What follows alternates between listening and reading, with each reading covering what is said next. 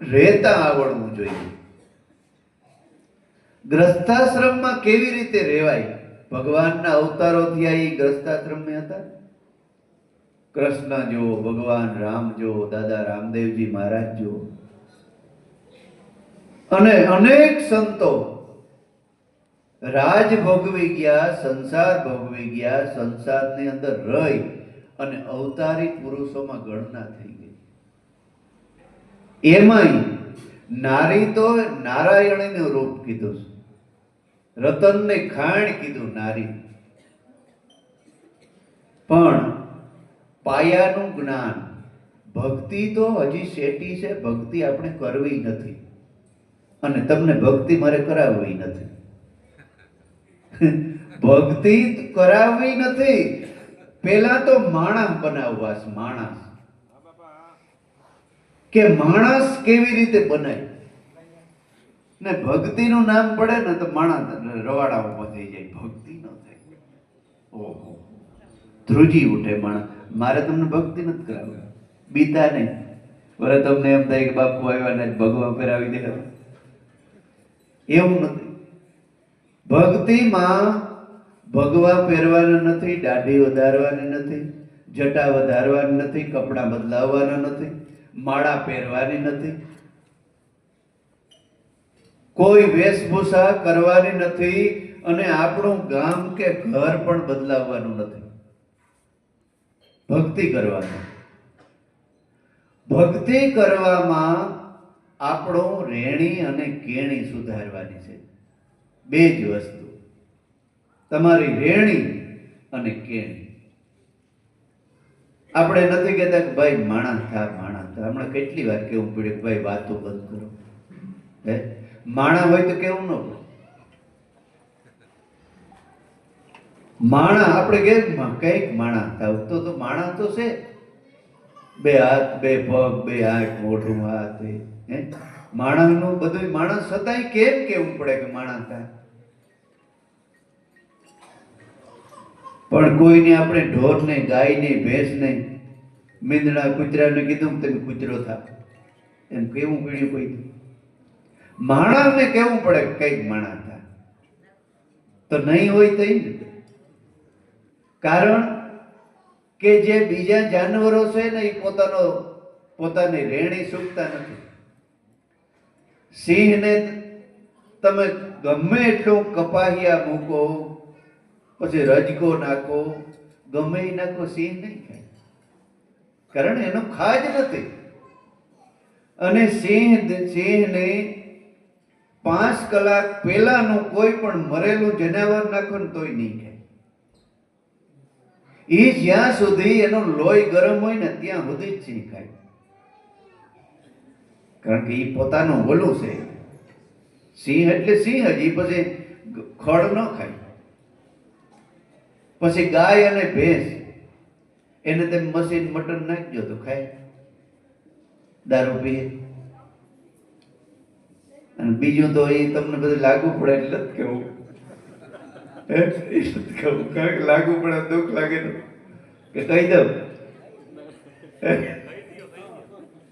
હે, તમાકુ ભાઈ પાવરામ નાખો તો ખાય.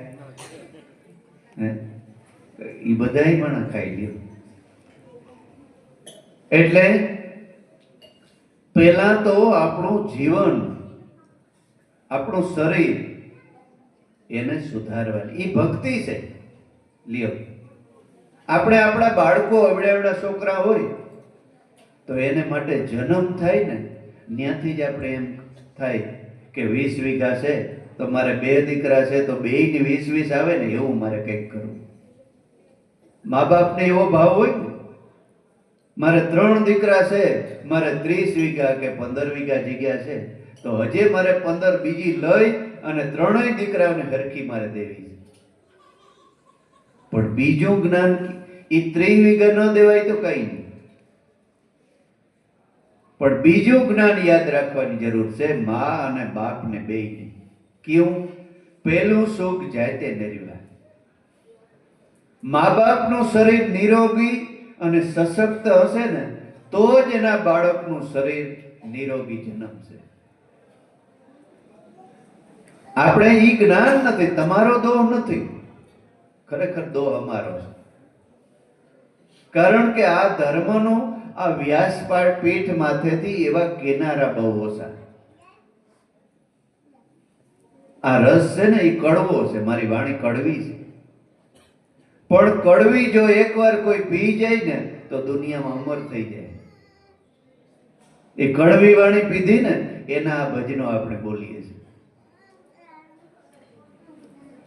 તમને રૂડું લગાડવા, મીઠું બોલવા હું નથી આવ્યો, તમને માણસ અને સંત કોટીમાં બનાવવા માટે હું આવ્યો છું. એટલે આ કેશુભાઈને એમ હૃદયની અંદર દયાબેનને એમ છે મારા ગામમાં મારે સત્સંગ રાખવો છે, બાપા મારા ગામમાં મારે સત્સંગ રાખવો છે, 2-5 માણસને ફાયદો થાય એટલે. હે સંત હોય ને, સંત હૃદય એને એવો ભાવ જાગે. આને સંત કહેવાય. સંતમાં છે કઈ શીંગડા નહોતું હોતા.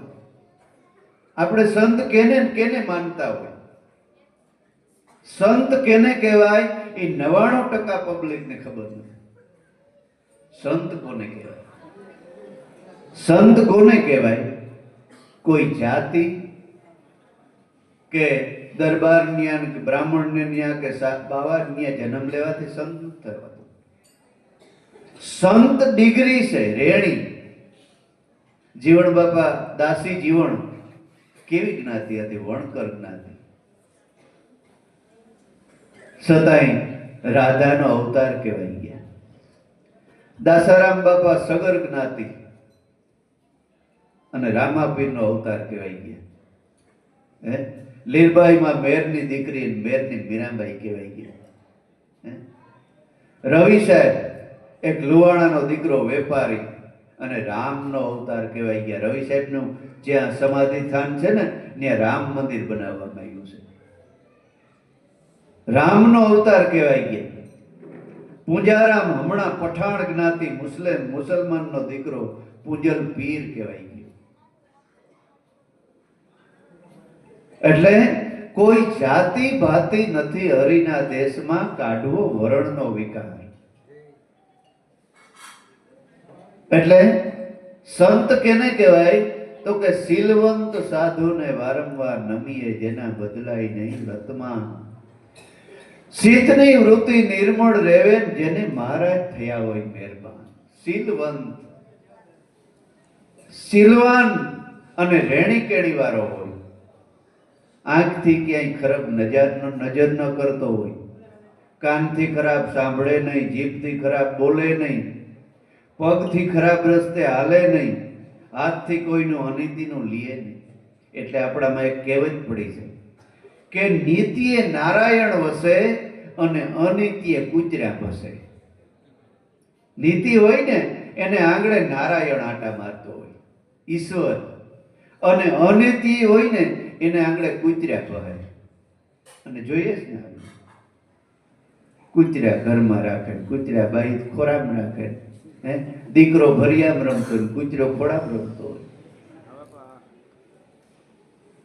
હા નજરના દાખલા જોઈ લ્યો. હે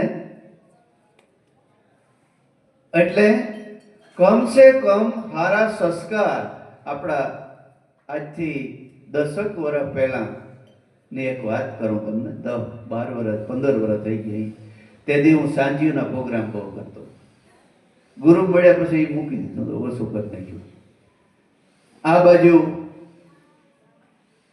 આમ અહીંથી 250 કિલોમીટર સાંજીનો એક પ્રોગ્રામ કરવા ગયો. એટલે મેં એનું ઘર નહોતું જોયું ભાઈનું.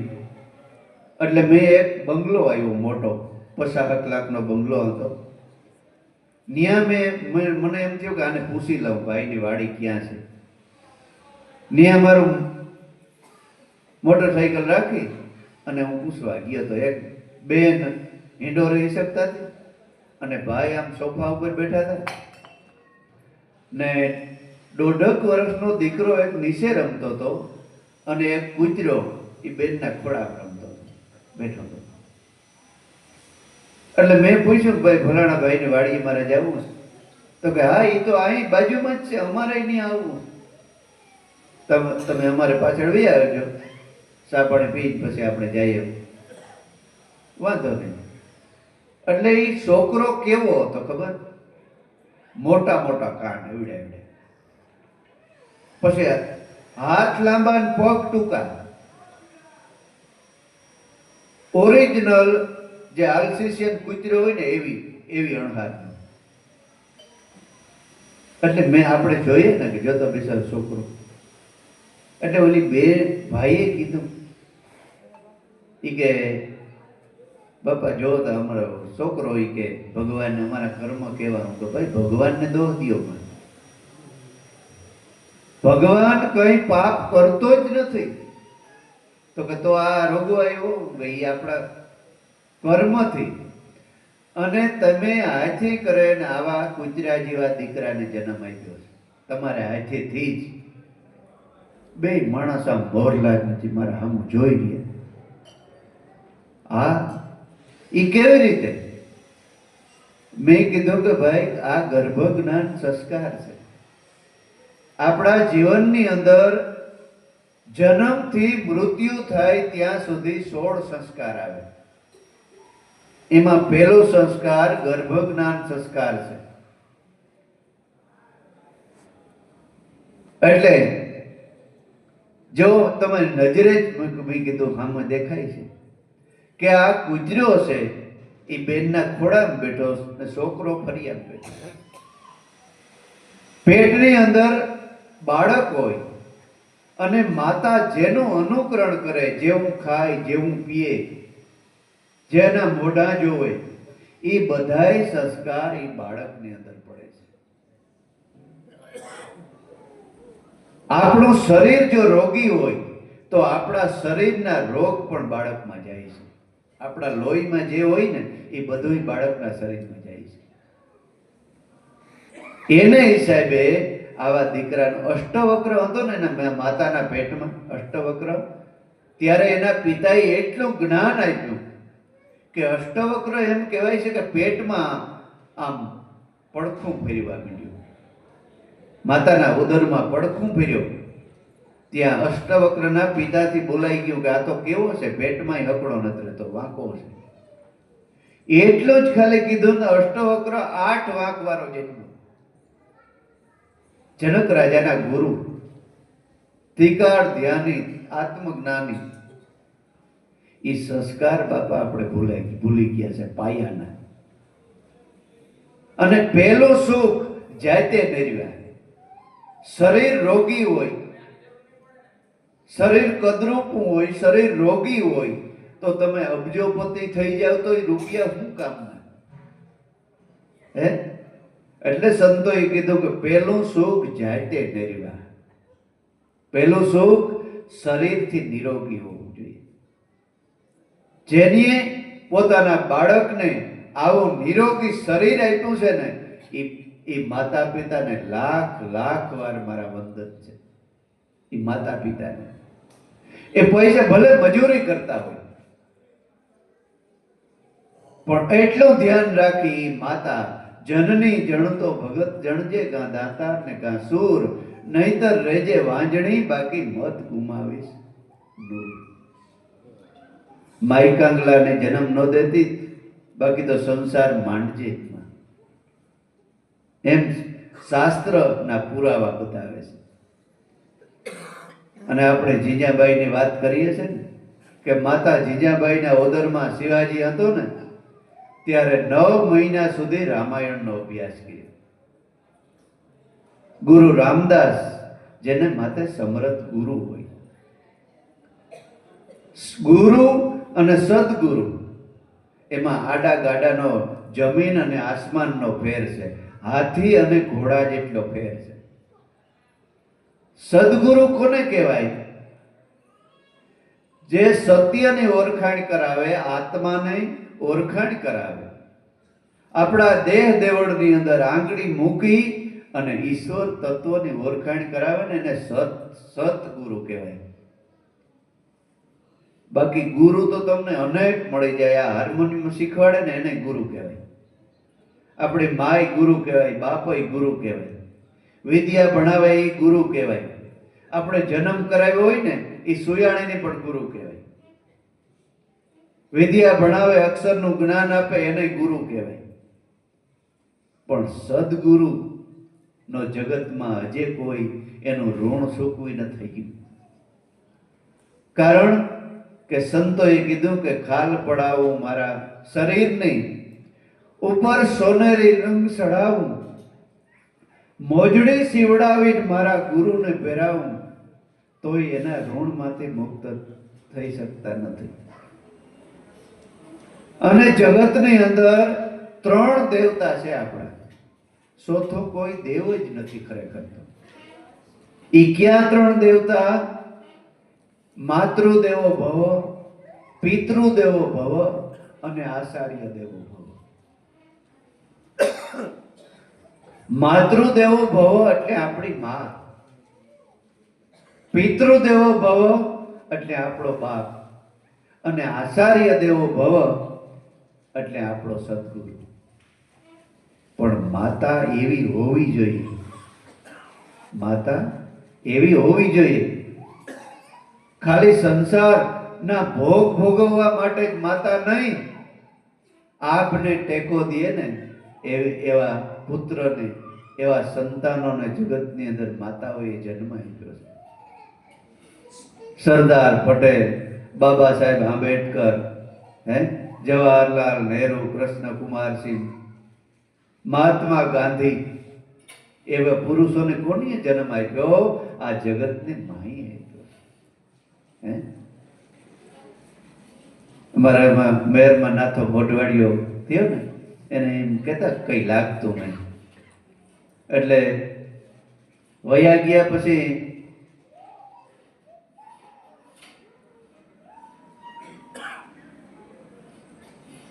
એક બેન દુકાને મૂઠ લેવા ગઈ અને વેપારીને કહી કે શેઠ કે નાથાની માં મૂઠ લઈ ગઈ હોય ને ઈ મૂઠ આપો.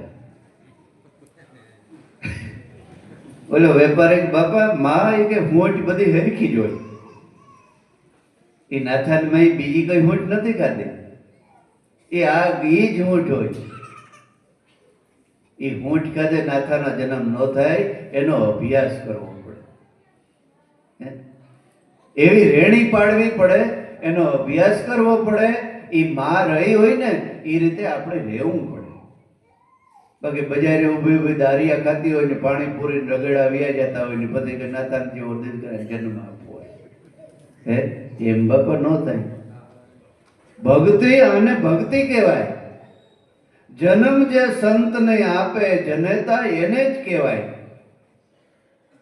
હવે આમાં હું તમને છોડ્યા જેવું કઈ છોડવાનું છે આમ? ઈ ભક્તિ કેની કેવી, ભક્તિ કેવી રીતે કરવી અને ભક્તિ કરીને શું જોઈએ છે ને એ નક્કી કરવું. એ નક્કી કરવા માટે સંતના શરણમાં જવું પડે. એટલે સંતને ઓળખાણ કરાવવી પડે કે સંત કોને કહેવાય. એવા શીલવંત સાધુને વારંવાર નમીએ, જેના બદલાય નહીં વ્રતમાં. સિદ્ધની વૃત્તિ નિર્મળ રહેવે, જેને મહારાજ થયા હોય મહેરબાન. જેનું દિલ, જેનું સિદ્ધ ગંગાના પ્રવાહ જેવું નિર્મળ હોય. જે બોલતો હોય એ જ એમ જ કરતો હોય. નગર બોલતો હોય, કહેતો હોય કઈ ને પાછો કરતો હોય કઈ. વેપારી પાસે બાજરો લેવા જઈએ તો ભાઈ મીઠો બાજરો સારો છે ને તો કાઢ્યો જોઈ લ્યો, મોઢામાં સેફટી નાખે છે તો મીઠો. એ સાવવાનો બીજો હોય પાછો દેવાનો બીજો હોય. આપણે કેમ કોઈ બતાવવાના સાવવાના બીજાને આપવાના બીજા. મુખમાં રામ ને બગલમાં સૂરી કહેવાય સંત પણ દાનત પૂરી.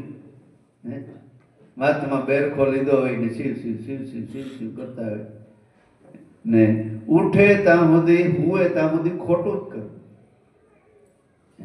એમ ભગવાન કઈ એવો બુદ્ધિ વગરનો નથી, છેતરાઈ જાય. એમ ભગવાન ગમે એ ખૂણે તમે બેહીન કરો, એમ ભગવાન તન કી જાણે મન કી જાણે, જાણે શીત ને સોરી. એનાથી ભાગીને ક્યાં જવું? જેના હાથમાં છે આપણા જીવનની દોરી. ગમે ત્યાં સતાઈને તમે કરો, એ ઈશ્વર નહીં છોડે. આ કોરટમાં કદાચ આપણે છૂટી જાય ખાઈ કી દઈ નહીં, પણ પણ એ કર્મની કોરટમાં હજી સુધી કોઈ છૂટ્યો નથી. કર્મનો એવો કાયદો છે. એટલે સંતના શરણે જવું પડે ભક્તિ કરવા માટે.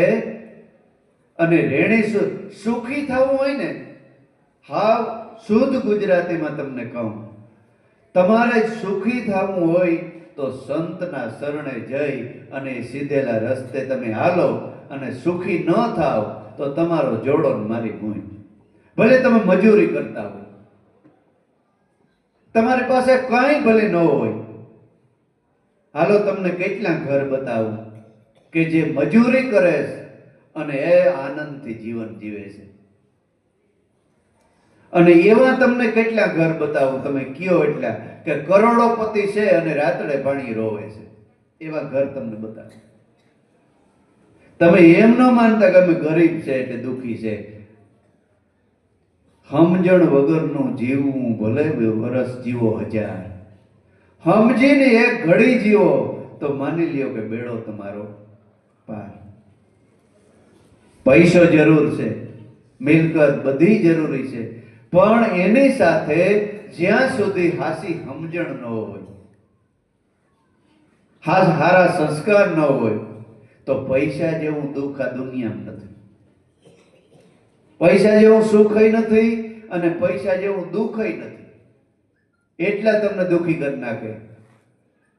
માણસનું કેવું છે કે બધા માને વાહે દોડે, બાપને કોઈ બોલાવતું જ નથી. બાપને પૂજા કરો તો માને બારણા ખોલીને કરી જવું પડે. બાપ એટલે ઈશ્વર, પરમ તત્વ, પરમાત્મા. એને શરણે જાવ ને એટલે લક્ષ્મી એના ભેગી છે. પણ એને કોઈ પૂજા જ નથી કરતું. કરે છે કોઈક સદગુરુના બાળકો, નીતિવાન, સંસ્કારવાન. એટલે સંત શીલવંત સાધુને વારંવાર નમીએ, જેના બદલાય નહીં વર્તમાન, જેનો રેણી રંગ ન બદલે. મહારાજ તુલસીદાસે જ્યારે આખી રામાયણ લખી ને, ત્યારે કોઈ અભણ માણસે પૂછ્યું કે બાપુ અમે તો અભણ માણસ છે, એવડી મોટી રામાયણ કેદી વાંચી લેવી? અને અભણ છે, મને તો વાંચતા આવડતું નથી. તો કે તો તમારું શું કહેવાનું? અમને એક જ શબ્દમાં રામાયણ બતાવો, એક જ શબ્દમાં આખી રામાયણ આવી જવી જોઈએ. ત્યારે તુલસીદાસે કીધું કે એક જ શબ્દમાં રામાયણ બતાવું કે પર ધન પથ્થર સમાન, પર સ્ત્રી માં સમાન, એટલું કરતા હરી ન મળે તો હું છે જમાન. એટલું કર અને ભગવાન ન મળે તો હું જામીન. ભક્તિ હા ભૂલ કરી પાંકડી નથી. અને માણસ કે ભક્તિ તો ભાઈ ખાંડાની ધાર. ભક્તિમાં તો આમ કરવું પડે, ઘર બાર છોડવા પડે, આ છોડવું પડે, પેલું છોડવું પડે. હે જાગ્યા નથી સવાર. જાગ્યા નથી સવાર એટલે જ્યાં સુધી હાસા સંત અને હાસા સદગુરુ નથી મળ્યા ત્યાં સુધી તમે ભલે ગમે એટલું કર્યું હોય, એ ભગવાન માફ કરી દે. પણ સદગુરુ શરણમાં આવ્યા પછી એનો અફસોસ કરી અને જો એક જ ધારી ગુરુ ભક્તિ લાગી જાય ને, તો એની જન્મમાં એ પીર થઈને પૂજાય, એની જન્મમાં દેવ થઈને પૂજાય. એટલે પહેલા તો આપણે સંત કોને કહેવાય ને એ સમજવું જોઈએ. અને સંતના શરણ વગર 4 યુગથી હજી કોઈ સુખી થઈ ગયું નથી. આપણે એમ લાગે કે આપણે પેલા કપડા બપડા એક જોડ હતી. પેલાના જમાનામાં ભણવા જતા ને એક જ જોડ હતી પહેરવા. અઠવાડિયે રવિવારની રજા આવે ને તો એક જોડ બદલાવી અને પાછા સોમવારે ચડી જવા. અત્યારે નાના બાળકોને 30-50 જોડી પડી. હજી તો ચાલતા હાલતા નથી શીખ્યા, એને 50 જોડી પડી. તો એ આપણે એમ કે તેથી ભારી મજા હતી. અને એના પછી સાયકલ આવી.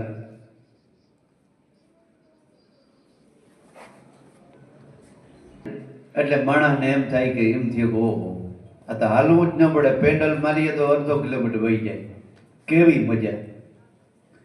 સાયકલ આવી એટલો માણસ સુખી થયો મનથી. અને પછી મોટરસાયકલ આવ્યું ને, બાઇક, ટુ વ્હીલ, એટલે સાયકલ વાળા બધા દુઃખીના દારિયા થઈ ગયા. ઓહો પેડલ મારી મારી મરી ગયા. આ ના કેવી મજા, લીવર જ દેવાનું. પછી ટુ વ્હીલ આવ્યું અને પછી ફોર વ્હીલ આવ્યું ને, તો એ મોટરસાયકલ વાળા દુઃખી દારિયા થઈ ગયા. કેવી મજા, પવન ન લાગે, માઇલ પર બેઠું જવું, આમ સકડી જ ફેરવવાની. અને એમ કરતા કરતા પ્લેન આવ્યું, હેલિકોપ્ટર આવ્યું. ઈ જોઈને માણસ અત્યારે દુઃખી દુઃખીના દારિયા થઈ ગયા. એટલે તોરલે કીધું કે દેખા દેખી કરવા જાય ઈ નર અધૂરિયા કહેવાય. સાચી સમજણ અને સંતોનું શરણ મળ્યું હોય ને, એ આમ થૂંકઈ ન નાખે. પ્લેનમાં જતા હોય ને એને આખા વિશ્વનો વડોપ્રધાન થઈ જાય ને તો એને એવડો લાગે ગુરુના બાળકને. કેવી રીતે સમજણથી કે કદાચ વિશ્વનો વડોપ્રધાન થઈ જાય તો એક જન્મ પૂરતો ને, હે 50 વર્ષ, હાલો 100 વર્ષ, પછી પાછળ તો અંધારી રાત છે. માણસને દુઃખની શરૂઆત ક્યારે થાય છે કે પોતે દેહ છૂટી ગયા પછી, મર્યા પછી દુઃખની શરૂઆત થાય છે. આપણે એમ કે આ મનુષ્ય અવતારમાં આપણે સુખી બહુ થઈ ગયા, પણ એને દુઃખની શરૂઆત મર્યા પછી થાય છે. મનુષ્ય અવતારે કરેલા જે અનેક જાતના કર્મો છે ને, એનો ભોગવટા માટે ભગવાને આ 84 લાખ યોનિ બનાવી છે. એક સંતે ભજન લખ્યું છે. શું લખ્યું છે?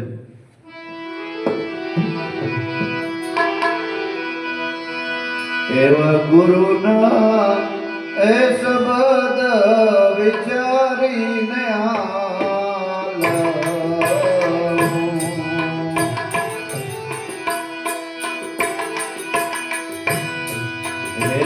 ગાઈ લેવું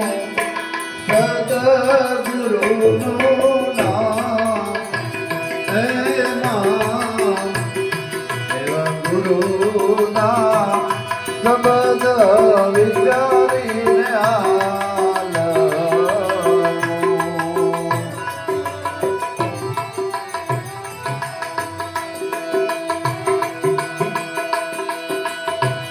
એવા 9 લાખ અવતાર લીધા તેની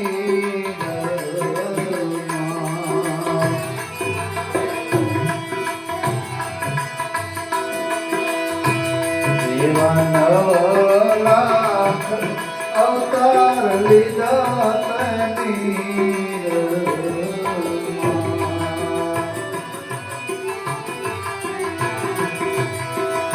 અને 10 લાખ પંખીને પરિવાર એવા ગુરુના એ શબ્દ વિચારીને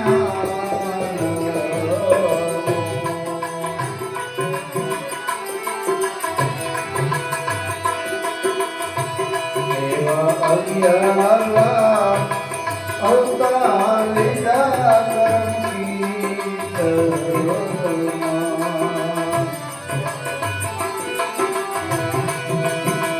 અને 20 લાખ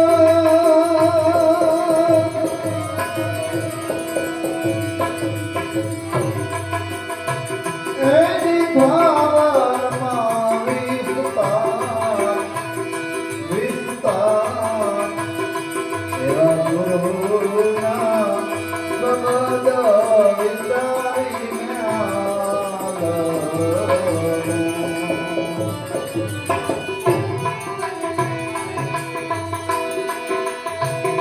એવા 30 લાખ અવતાર પશુ પાંભર પર ભર્યો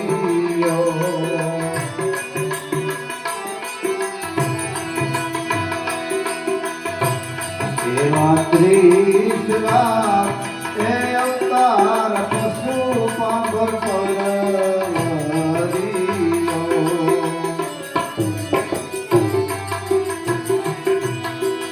અને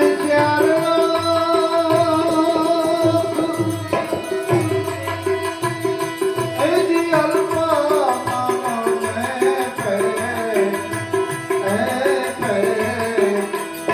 એવા ગુરુજીના શબ્દ વિચારીને આલો.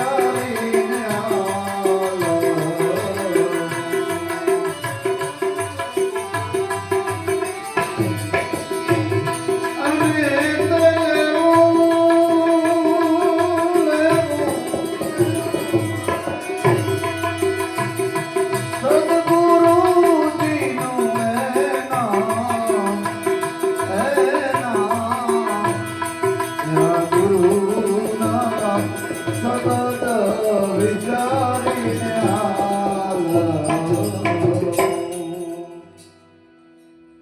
એવા ગુરુના શબ્દ વિચારીને હાલો. આપણે જ્યારે સદગુરુએ ઉપદેશ કર્યો, ઉપદેશ નથી મળ્યો એને તો બિચારાને ખબર નથી, પણ સદગુરુના બાળકને એટલી ખબર હોય કે સદગુરુએ ઉપદેશ કર્યો ત્યારે હું કીધું કે ગુરુ મતે જ હાલવાનું અને સદગુરુએ જે મહામંત્ર આપ્યો છે એનું ભજન કરવાનું અને ગુરુ શબ્દને બારોબાર એક પગ નહીં માંડવાનું.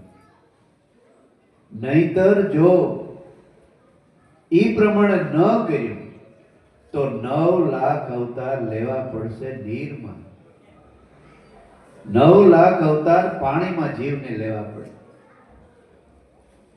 પછી 11 લાખ કીટ પતંગમાં લેવા પડે. આપણે જીવતે જીવતા કોઈ હરગી જાય તો એને પીડા કેટલી થતી. તો આ પતંગિયા કલ્યા આ ટ્યુબલાઇટોમાં દીવામાં હરગી મરી જાય છે, એ પીડા છે. 11 લાખ આવા કીટ પતંગમાં દુઃખ સહન કરવા પડે. પછી 20 લાખ અવતાર ઝાડવામાં આપણે કઈ પણ જોયા જાણ્યા વગર કવાડો લઈને પોરતા હોય તો ધ્રુજતું હોય ઝાડવું. વિજ્ઞાન સાબિત વાત છે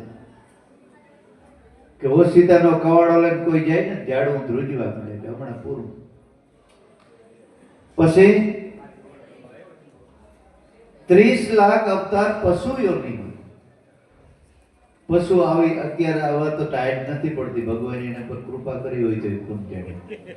ઠંડી બહુ પડતી નથી, નકર બળદ ગાય અને આમ હું ભજનમાંથી રાતે જાતો હોય ને રોગાઈની સોધાર આય પાછું પડતા હોય અને ધ્રુજતા હોય રોડ ઉપર ગાયું બધું.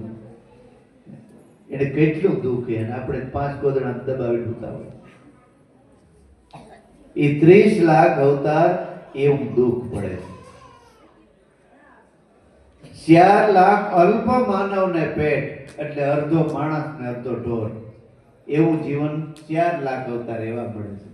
આ સરવાળો કરો ને એટલે 84 લાખ યોની થાય. ઘણાને 84 ની ખબર નથી હોતી કે 84 કેમ કહેવાય. પણ આપણે બીજાનું જોવામાં રોકાઈ ગયા. ઓલો ભાઈ આમ કરે ને ઓલો આમ કરે ને. ઘણા તો સત્સંગ સાંભળતા હોય ને તો શું કરે ખબર, પોતે સાંભળતો પાહે વાળા કે જો સાંભળ્યું ભાઈ તારે માટે છે સત્સંગ. બીજા સામું જોતા હોય સાંભળ્યું સાંભળે ને એ હોય સાંભળે તું પેલા તારમ સાંભળ. આપણે સાંભળવાનું છે, બાકી બીજો ગમે એ કરે એ આપણે વિચાર કરે એ ભરે ખાડો ખોદે એ પડે. ગામડિયું ગામ ને ગરીબ બ્રાહ્મણ છે એટલે બાજુ રાજા કાયમ ફવારમાં બધાને દાન આપે. મોટો રાજા કાયમ દાન આપે ને ગરીબ બ્રાહ્મણ બિચારો કોઈ આવડે નહીં એટલે દાન લેવા જાય નહીં. રાજાનો એવો નિયમ કે જે સંસ્કૃતનો શબ્દ શ્લોક બોલે ને કોઈ એ શ્લોક બોલી અને દાન લઈ જવાનું. એટલે બધા બ્રાહ્મણો શ્લોક બોલે દાન લઈ જાય. આને બિચારાને આવડે કાંઈ નહીં, અભણ માણસ. ઘરવાળી બિચારા કાયમ કહે કે તમે જાઓ, આખું ગામ રાજાનો લાભ લે છે, તમે જાતા જ નથી. તો કે પણ મને કઈ આવડે નહીં, મારે શું જાવું? ન્યા એક રાજાનો પટાવાળો બોલો નીકળ્યો.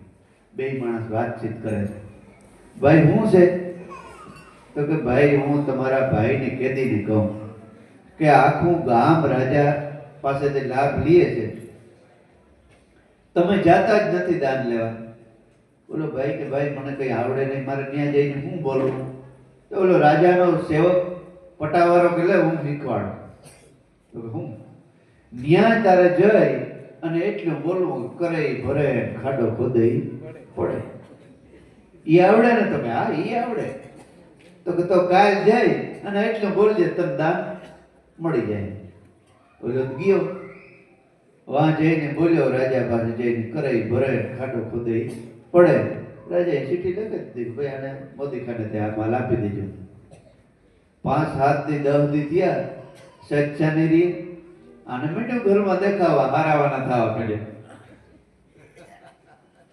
5-10 દી 15 દી થયા તો આને ખેદો ઉપડ્યો. ઓલો ગોલો જે રસ્તો બતાવ્યો હતો ને એને કે આને સારું થવા માંડ્યું.